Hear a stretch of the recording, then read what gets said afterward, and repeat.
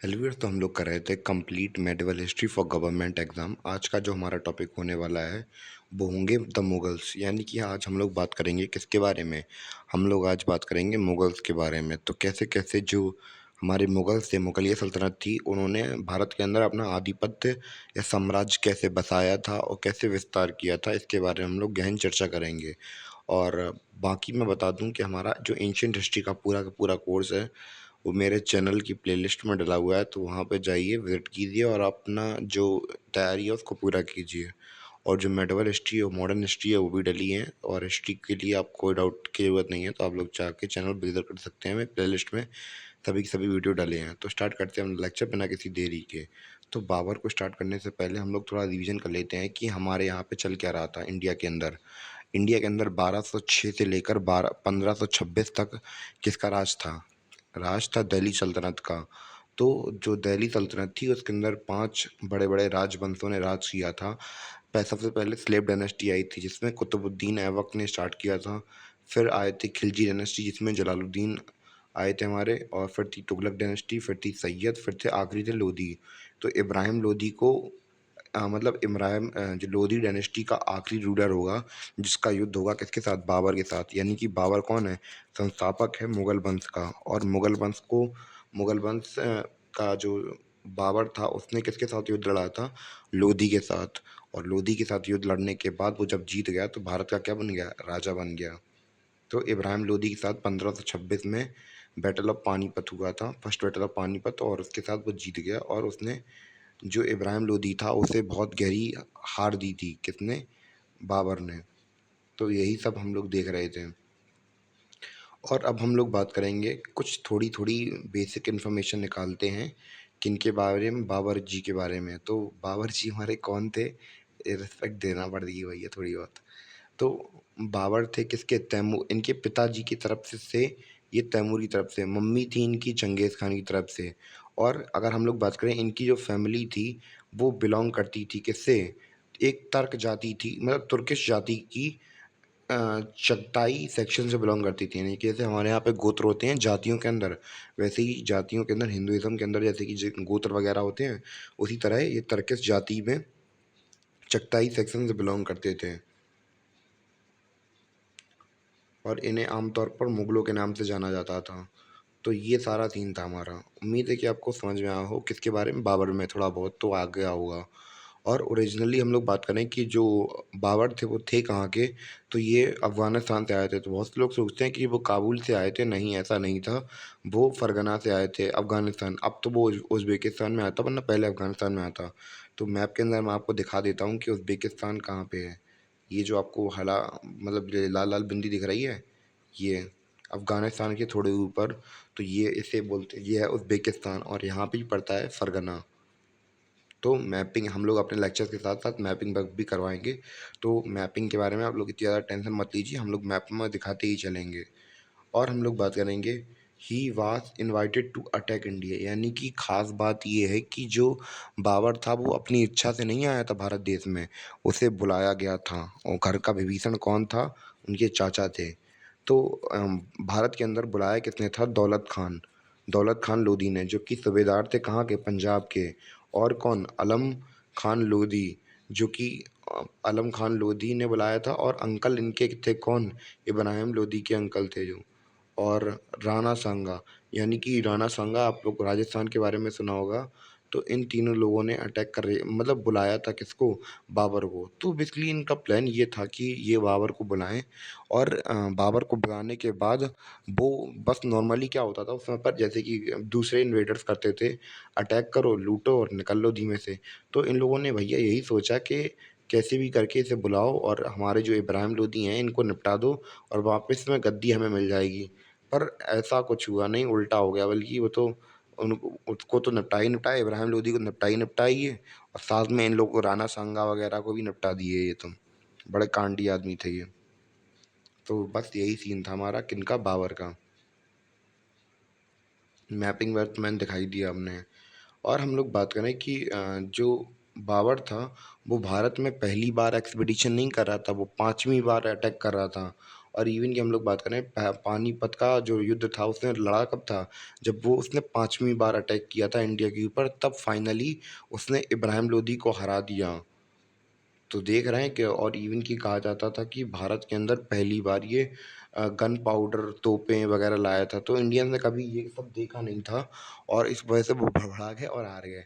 Even की कहा जाता है कि इनके जो जैसे कि चंगेज़ खान के अंदर सिपाही करते थे, यानी कि घोड़े पे बैठकर तीर मारते थे, तो वैसे ही इनकी सेना भी थोड़ी बहुत ऐसी माहिर थी कि तीर सवारी कर मतलब सवारी करते हुए तीरों से अपने दुश्मनों को मार देना, ये उनकी खासियत थी। और हम लोग बात करें, इन्होंने ज़रूरी नहीं कि वो बस उतना ही बैठ गए और काम ख़त्म कर लिया, और इन्होंने दूसरे युद्ध भी लड़े जैसे कि राणा सांगा। अब भैया राणा सांगा ने तो बुलाया था, इन्हें लगा था कि भैया आएगा और चला जाएगा, पर इन्हें कहाँ पता था कि उड़ता तीर हम हवा में ले रहे हैं। तो फिर राणा साहब, मैं मतलब बुरा नहीं कह रहा किसी को, फिर ये तो इतिहास होता है, वो तो थोड़ी बहुत नमक मिर्ची लगती है फिर। और हम लोग बात करें कि इन्होंने राणा सांगा को हरा दिया, जो कि मतलब कहाँ पे हुई थी, खानवा की लड़ाई हुई थी, कहाँ पे, खानवा में हुई थी और 1527 में हुई थी। और इसके बाद क्या हुआ कि जो बाबर था उसने गाजी का टाइटल ले लिया, किसका, गाजी का टाइटल ले लिया। और इन्होंने जो दूसरे राजपूत राजा थे जैसे जिनका नाम मिदानी राय था, उन्हें चंदेरी के युद्ध में हरा दिया था। कहाँ के कौन से युद्ध में, चंदेरी के युद्ध में हरा दिया था 1528 में। और उसके जस्ट बाद तो हम लोग देख रहे हैं कि कितने बहादुर थे बाबर। भले ही हम लोग चाहे जितनी बुराई कर लें, पर आप जब युद्ध लड़ने जाएँ एक बार, आदमी आजकल दो हाथ हाथ पाई तो कर नहीं पाता है, और कहाँ ये बंदा कितने इंडिया के बड़े बड़े राजाओं को मात दे रहा है, कैसे हरा रहा है, तो कुछ ना कुछ बात तो होगी। तो भैया पुराने समय के रूलर भी, भले ही आप चाहे उन्हें जितना कोस लें कि ये करते थे वो करते थे, पर दम तो रखते थे यार। कहो यार, इतने सारे युद्ध जीत लिए उन्होंने, दम तो थी बंदे में। और फाइनली हम लोग बात करें कि उन्होंने 1529 में महमूद लोदी को हरा दिया, जो कि कौन थे, अंकल थे किसके, इब्राहिम लोदी के। किस कौन से बैटल में, बैटल ऑफ घाघरा के युद्ध में इन्हें मात दे दी थी। और हम लोग बात करें कि जो मोहम्मद लोदी थे कहाँ के, ये थे अंकल किसके, जो जिनके साथ घाघरा में युद्ध हो रहा था, ये उनके दूसरे चाचा थे इब्राहिम लोदी के। पहले मैं आराम जी के बारे में पढ़ा था, अब हम लोग बात कर रहे हैं मोहम्मद लोदी के बारे में। तो ये भी चाचा थे, वो भी चाचा थे। अब हम लोग जो डेट्स थे और सीक्वेंस थे उनको अच्छी तरीके से लाइन से याद कर ले रहे हैं। यानी कि 1526 में युद्ध हुआ था किसका, 1526 में पानीपत का युद्ध हुआ था।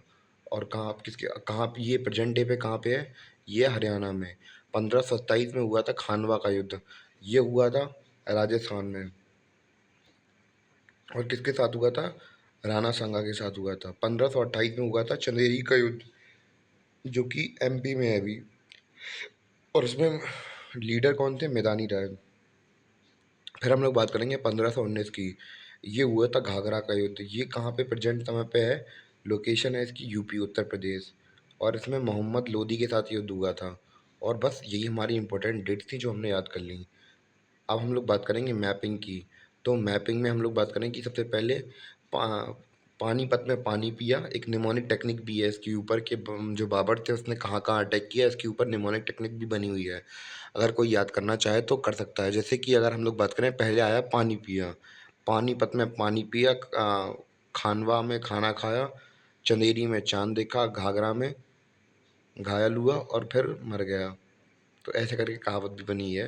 तो ये लोकेशन मार्क है, तो हम लोगों ने पहले ही कहा था कि हम लोग मैपिंग बग भी निपटा देंगे। और मैपिंग बग के साथ साथ हम लोग अच्छी तरीके से एक्सप्लेन भी करेंगे। तो मैपिंग बग ये रहा, तो ये वो जगह है जहाँ पे क्या है, अब वो बाबर ने अटैक किया था। और हम लोग बात करें कि जो मेन रीज़न था कि बाबर जीता क्यों था, तो एक तो ये था कि इन्होंने गन पाउडर और तोपों का इस्तेमाल बहुत ज़्यादा किया था, और इनके जो सिपाही थे बहुत ज़्यादा डिसिप्लिन थे। यही कुछ रीज़न थे जिनकी वजह से क्या हुआ था कि ये जीत गए थे। अब हम लोग बात करेंगे किसके बारे में, बैटल ऑफ घाघरा के बारे में।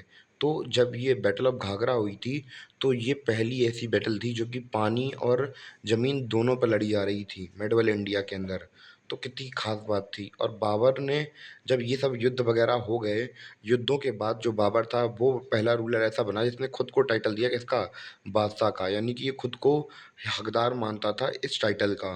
और इसने खुद की अपनी जो कि थी ऑटोबायोग्राफ़ी, जिसे तुर्क-ए-बाबरी कहते हैं या बाबरनामा कहते हैं, तो तुर्की में लिखी थी, तुर्किश में लिखी थी और इसे ट्रांसलेट किया गया पर्शियन में, किसके द्वारा? अब्दुल रहीम खान-ए-खाना ने। और इसे इंग्लिश में ट्रांसलेट किया किसने? मैडम बेब्रेज ने इसे इंग्लिश में ट्रांसलेट किया है इनकी ऑटोबायोग्राफ़ी को, कि इन्होंने कैसे-कैसे अटैक किया और कैसे-कैसे रूल किया, उसके बारे में सब कुछ लिखा हुआ है इन्होंने। अब हम लोग बात करें कि भले ही चाहे जो कुछ हो गया हो, पर जो हमारे बाबर थे, बाबर की जब इतनी चर्चा हो रही थी पूरे भारतवर्ष में, तो इनकी जीत के बाद जो गन पाउडर या फिर आर्टिलरी की बात करें, ये बहुत ज़्यादा चर्चा में आ गई थी, कहाँ पे? भारत देश में। और हम लोग बात करें कुशंस के बाद, एक भारत में यही एक राजा ऐसे थे या फिर सुल्तान ऐसे थे जिन्होंने काबुल और गांधार को इंडिया के एम्पायर के अंदर ऐड किया था। यानी कि सोचो 1 या सेकंड या थर्ड सेंचुरी में कुशंस वगैरह आए थे। अब कहाँ 1500 ईस्वी में बाबर आ रहे हैं, तो वो इकट्ठा करेंगे इन दोनों को, मतलब काबुल और गांधार को भारत में इकट्ठा कर देंगे। और इनकी मृत्यु हुई कहाँ पे? 1530 में। इन्हें दफनाया गया था आगरा के आराम बाग में। बाद में इनकी बॉडी को ले जाकर आराम बाग में, कहाँ पे? काबुल में गाड़ दिया गया। तो ऐसा कुछ सुनने को मिलता है इनके बारे में। और काबुल हम लोग बात करें, काबुल यहाँ पे है और गांधार यहाँ पे है। और मैपिंग वाला वर्क हमारा कंप्लीट हो गया और चैप्टर भी हमारा, आज का जो पार्ट था हमारा पार्ट 1, वो कंप्लीट हो चुका है और थोड़ा बहुत हम लोग अब रिवीजन कर ले रहे हैं, जिससे कि हमें कोई दिक्कत ना हो।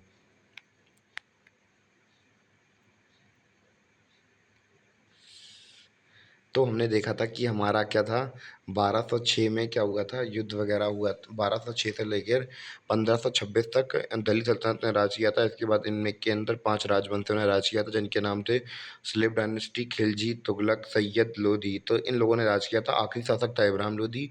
तो जो बाबर था वो मतलब पापा की साइड से तैमूर का था, मम्मी की साइड से चंगेज़ खान था। और ये तुर्किश जाति के चगतई सेक्ट से आते थे और इनका रूल करते थे पहले कहाँ पे? इंडिया से पहले अफ़गानिस्तान, फ़रगना में राज करते थे। और इन्हें अटैक करने के लिए बुलाया था किसने? दौलत खान लोधी ने बुलाया था।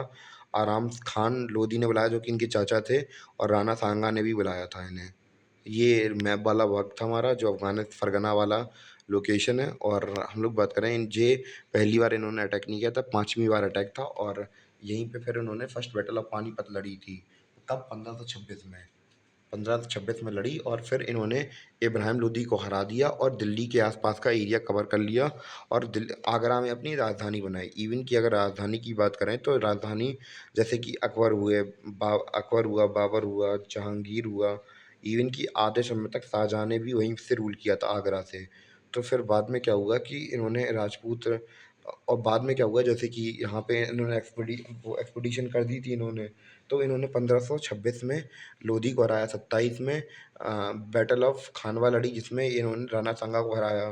27 को छोड़कर 28 की बात करें हम लोग, तो इसमें क्या हुआ, मैदानी राय को हरा दिया इन्होंने चंदेरी के युद्ध में। फिर उसके बाद इन्होंने अपने चाचा जान मोहम्मद लोधी को हरा दिया 1529 में घाघरा के युद्ध में। इसके बाद इन्होंने खुद ये लही हमारा मैपिंग वर्क कि कहाँ कहाँ चंदेरी है, कहाँ खानवा है, कहाँ पानीपत है, कहाँ घाघरा है। तो ये सारा सीन देखने को मिला हमें। फिर उसके बाद हम लोग बात करें कि इनका जो जो बैटल ऑफ घाघरा था, ये पहला ऐसा युद्ध था जो कि पानी और लैंड दोनों में लड़ा गया था। और बाबर पहला ऐसा मतलब रूलर था जिसने कि अपने आप को बादशाह का टाइटल दिया था, यानी कि ये अपने आप को बहुत हकदार मानते थे, वैसे इन्होंने खुद को ये टाइटल दिया था। और इन्होंने खुद की ऑटोबायोग्राफी लिखी है, जिसका नाम तुझके बाबरी या फिर बाबरनामा है, जिसे ट्रांसलेट किया था पर्शिया में किसने? अब्दुल रहीम खान ए खाना ने। और इंग्लिश में किया था मैडम बेब्रेज ने। और हम लोग बात करें कि इनकी जैसे ही विक्ट्री हुई, तो इसके बाद जो गन पाउडर और आर्टिलरी थी, वो इंडिया में बहुत अच्छी तरीके से पॉपुलर हो गई। और कुशन्स के बाद ये पहले ऐसे राजा थे जिन्होंने गांधार और काबुल को भारत के अंदर इकट्ठा किया था। और 1530 में इनकी मृत्यु हो गई और इसके बाद इन्हें आराम बाग आगरा में गाड़ दिया गया। कुछ समय बाद इन्हें वहाँ से निकलवा के काबुल के आराम बाग में गड़वा दिया गया। और ये रहा हमारा मैपिंग वर्क, काबुल यहाँ पे है, गांधार यहाँ पे है। और यहीं हमारा चैप्टर खत्म होता है। उम्मीद है कि आपको चैप्टर समझ में आया हो।